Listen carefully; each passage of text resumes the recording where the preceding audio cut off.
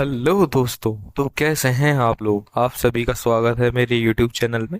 आज की इस वीडियो में हम जानेंगे एक्सेल के बारे में कि एक्सेल क्या होता है और उसको कैसे यूज़ करते हैं। मैं हूं आपका दोस्त तरुण वर्मा, आप देख रहे हैं नोवा ट्यूब। तो चलिए शुरू करते हैं।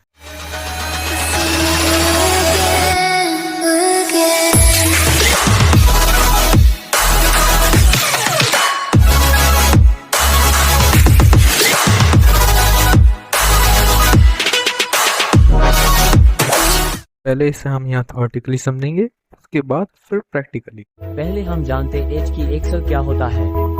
एक्सेल एक स्प्रेडशीट सॉफ्टवेयर जो माइक्रोसॉफ्ट ने बनाया है। हमें एक्सेल क्यों यूज करना चाहिए? एक्सेल यूज किया जाता है डाटा को कैलकुलेट और ऑर्गेनाइज करने के लिए। तो चलिए अब हम यहाँ पर शुरू करते हैं एक्सेल। तो एक्सेल को आपको पहले ओपन करना आना चाहिए कि एक्सेल ओपन किया कैसे जाता है। तो एक्सेल ओपन करने के लिए हम यहाँ अपने कीबोर्ड में दबाएंगे विन की प्लस आर। विन की और आर को साथ में दबाने के बाद आपको यहाँ पर एक रन बॉक्स दिखेगा, जिस रन बॉक्स में अपन लोगों को टाइप करना है एक्सेल।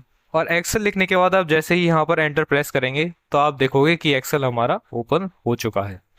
अब एक्सेल बेसिकली एक स्प्रेडशीट है जो कि आपकी तीन चीज़ों से मिलकर बनी हुई है। पहला column, second row and third cells. अब इसमें रो और कॉलम और सेल्स क्या होते हैं। अब आप जैसे कि देख रहे हो यहाँ पर कुछ अल्फ़ाबेट्स लिखे हुए हैं A B C D, इनको हम कहते हैं कॉलम्स। इसके अलावा यहाँ पे नंबर्स लिखे हुए हैं 1 2 3 4, इनको हम कहते हैं रोज। इसके अलावा जहाँ पर एक कॉलम और एक रो मिल जाती है वहाँ पर एक सेल बनता है। तो अंदर जो ये बॉक्सेस आपको दिखाई दे रहे हैं इसको हम कहते हैं यहाँ पर सेल्स। अब बात आती है कि इसमें टोटल कितने कॉलम्स, कितने रोज, कितने सेल्स ओवरऑल होते हैं। तो यहाँ पर हमारी एक एक्सेल शीट के अंदर 16,384 कॉलम्स होते हैं। इसके अलावा 10,48,576 रोज होती हैं। इसके अलावा अब आपको यहाँ पर एक्सेल में हमें सबसे पहली चीज़ जो सीखनी है वो सीखने हैं कि कुछ बेसिक फॉर्मूलाज कैसे यूज़ किए जाते हैं एक्सेल के अंदर। तो उन बेसिक फॉर्मूलाज को सीखने के लिए हम यहाँ पर एक चार्ट बनाएंगे। तो उस चार्ट को बनाने के लिए चलिए शुरू करते हैं। तो जैसे कि उस चार्ट को बनाने के लिए हमने पहले यहाँ लिखा आपका सीरियल नंबर्स, देन आइटम्स, यानी मैं क्या क्या आइटम्स यहाँ पे खरीदने वाला हूँ, क्या क्या क्वांटिटी उनकी रहेगी, क्या क्या रेट उनका रहेगा, उसके अलावा उसकी क्या अमाउंट मुझे पे करनी होगी। इसके अलावा अगर उस पर कोई टैक्स लगा है तो वो कितना लगा है। इसके बाद उस टैक्स के बाद उसकी टोटल कितने रुपए की अमाउंट बनती है।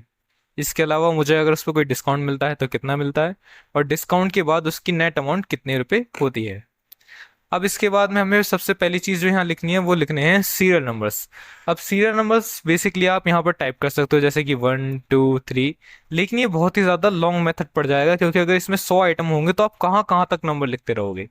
तो इसके लिए हम करेंगे क्या कि हमने जो ये पहला नंबर लिखा हुआ है उस नंबर पे अपने कर्सर को लेके आएंगे और कॉर्नर पे जो ये डॉट आ रहा है उसको यहाँ पे क्लिक करके नीचे तक ड्रैग कर देंगे जहां तक आपको नंबर्स चाहिए। जैसे सपोज मुझे यहाँ तक चाहिए, मैंने यहाँ क्लिक किया। इसके अलावा अब ये जो नीचे बॉक्स आ रहा है ऑटो फिल ऑप्शंस, हम इस पर क्लिक करेंगे और यहाँ से इसको सेट कर देंगे फिल सीरीज। तो आप जैसे ही यहाँ फिल सीरीज पे क्लिक करेंगे तो ये ऑटोमेटिकली अपने आप ही सारे नंबर्स को फिल कर लेगा।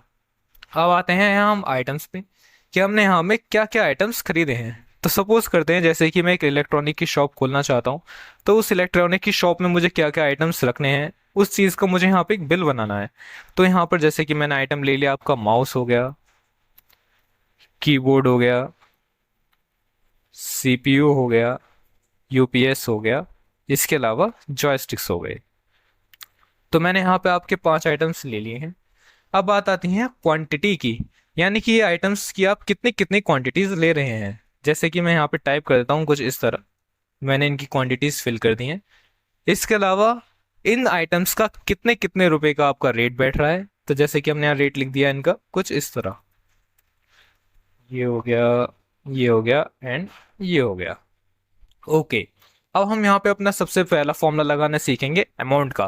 तो ये फॉर्मूला क्या कहता है कि अगर एक माउस 250 रुपीज़ का है तो आपके 10 माउस कितने रुपए के आपको पड़ेंगे।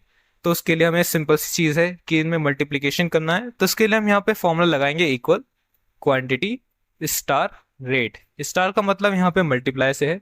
इसके बाद आप जैसे ही यहाँ एंटर प्रेस करोगे तो इसकी अमाउंट आ जाएगी। उसी तरह से हमें यहाँ पे नीचे नेक्स्ट का निकालना है। अगेन हम इक्वल का साइन दबाएंगे, इसको प्रेस करेंगे, स्टार दबाएंगे, रेट को सिलेक्ट करेंगे और एंटर कर देंगे। तो इस तरह से आपका यहाँ पर अमाउंट आ जाएगा। अब बात करते हैं जीएसटी की। तो सपोज इस पे हमारा कुछ परसेंट टैक्स लगा हुआ है, मान लेते हैं कि 6% हमारा इस पे टैक्स लगा हुआ है। तो वो टैक्स आप कैसे कैलकुलेट करेंगे? तो उसके लिए हम एक और फॉर्मूला लगाएंगे इक्वल्स का, दोबारा इसको सिलेक्ट करेंगे और इसमें मल्टीप्लाई कर देंगे जितने परसेंट आप उस पर टैक्स लगाना चाहते हो। जैसे कि हमें इस पे लगाना है 6% टैक्स, तो मैं यहाँ 6% लिख के एंटर कर दूंगा तो आपको यहाँ 6% टैक्स आ जाएगा। अब अगर माउस मैं खरीद रहा हूँ आपके 2500 के, जिस पे आपका 150 का टैक्स लगा हुआ है, तो टोटल वो मुझे कितने रुपए का पड़ेगा? तो इसके लिए हम यहाँ पे फॉर्मूला लगाएंगे एडिशन का। तो इसके लिए हम यहाँ इक्वल का साइन लगाएंगे, अमाउंट को सिलेक्ट कर लेंगे और उसमें प्लस कर देंगे जीएसटी को।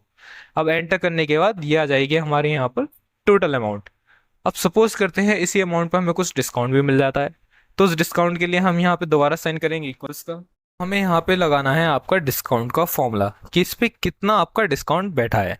तो इसके लिए अगेन हम यहाँ पे साइन लगाएंगे इक्वल्स का, अगेन इस अमाउंट को सिलेक्ट कर लेंगे और इसमें मल्टीप्लाई कर देंगे जितना परसेंट डिस्काउंट हमें चाहिए। सपोज मैं यहाँ पे डिस्काउंट लेना चाहता हूँ आपका 4%। अब मैंने यहाँ 4% लिखा, एंटर प्रेस किया और यहाँ पर हमारी डिस्काउंट की अमाउंट आ जाती है।